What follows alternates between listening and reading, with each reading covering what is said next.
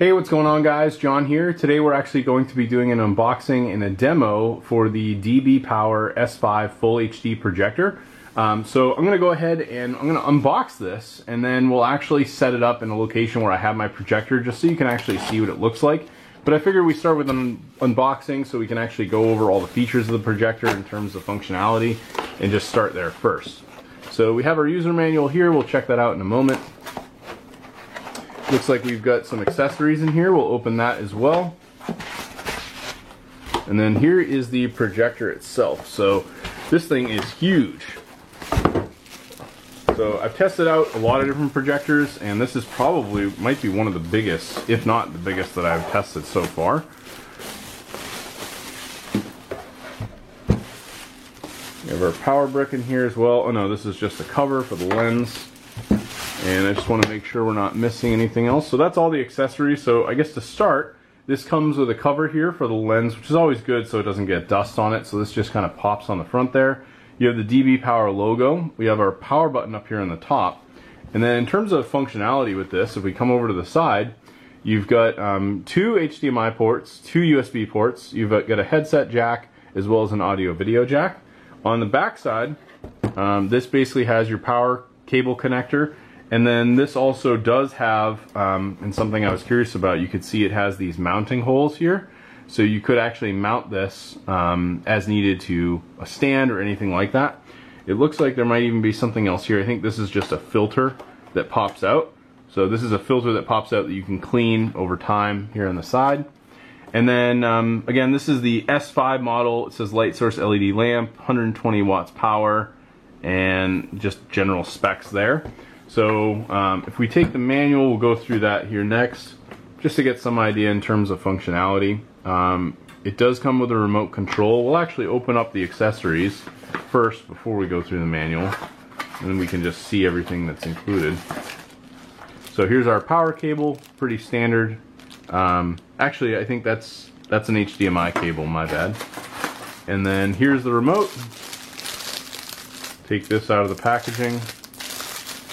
It says it does not come with batteries, so I'll have to add those, but you got your power, basic settings here, and then you've got your volume controls, focus controls, pretty much everything you'd need there.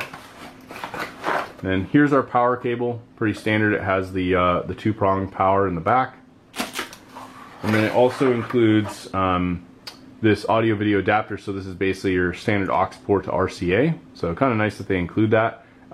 This is especially good if you want to hook up, I know like a lot of my, I actually utilize like classic game consoles sometimes with my projector. So let's say I wanted to hook up like an old Nintendo 64, I could simply just plug all the audio video ports directly into this, and then this is going to go right in the projector, and that way it converts the sound from these ports, as well as video, I believe. So yeah, that's really convenient they include that. So let's go through the manual, just kind of take a look. So you can see here is the 1 and 3 video cable, HDMI power.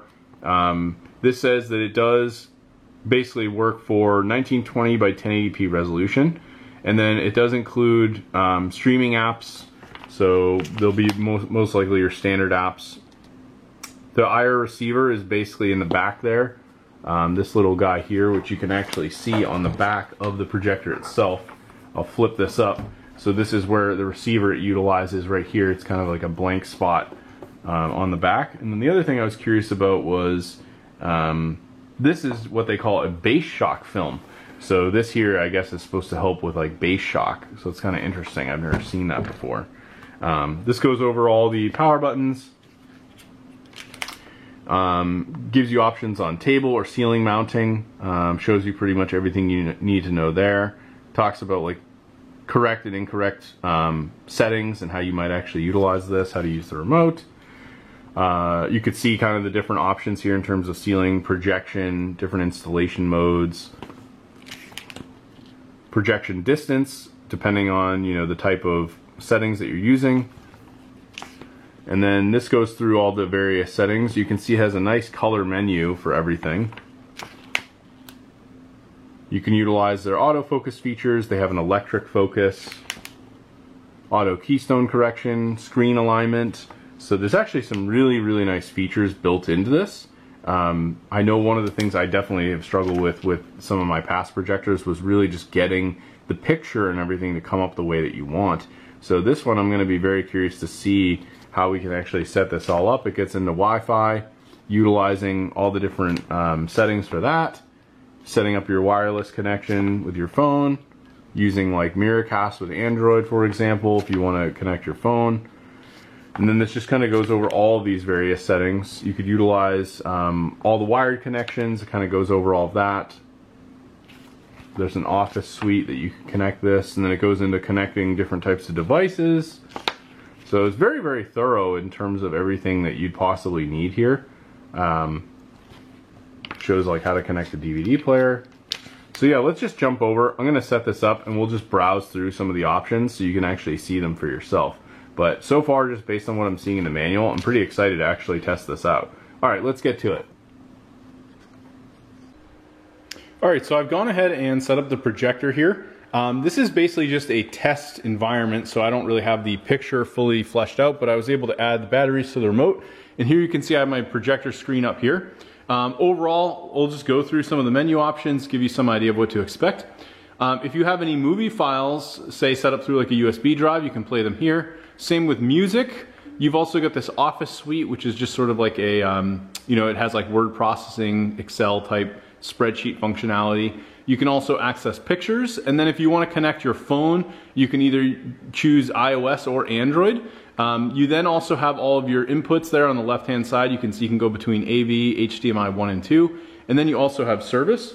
If you click on the settings button, here you can check all of your projection settings. So for example, we could set projection mode, we could zoom in or out. So even here, I'll just mess with this a little bit just to give an example. So as you can see there, we start to get more of the picture. So this will obviously need more adjustment. One thing I did notice is that if I go to, say, move the projector, here I'll just like move it a little bit, this usually starts to go into a manual, it goes into like an automatic auto focusing mode. So there it is there, which is really cool. So there you can see it actually just immediately gets the autofocus. So you can do this you know, manually if you want. There it goes again. So pretty much anytime you move this, it will attempt to do that. You have any focus settings here. So again, there's that power on autofocus that was just happening. You have your keystone settings, fast keystone correction, corner correction, keystone correction reset. So basically anything there in terms of getting this set up right. You can connect your wireless networks. You can connect Bluetooth devices. This is good if you want to, say, connect like an external speaker and use that. I actually normally with projectors that I would like run hard wires, and it can be a little annoying. And then you have a few other settings. So here like power on mode, screen saver, things like that, date and time, language settings, and then just anything about the device. Here you can also check for system updates. So we'll even go in, this will tell us whether or not we have the newest version, which we do.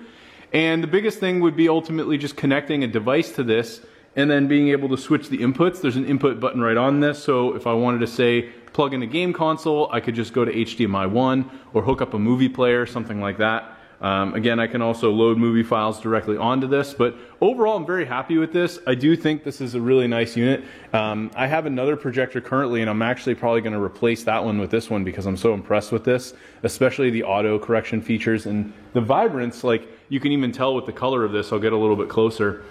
Just looks really nice. Here you can see like all the balloons and the colors. So I know this is going to look fantastic, you know, playing like game consoles and things like that. Anyway, thanks for checking out the video review. Hopefully you found this helpful, and I'll talk to you later.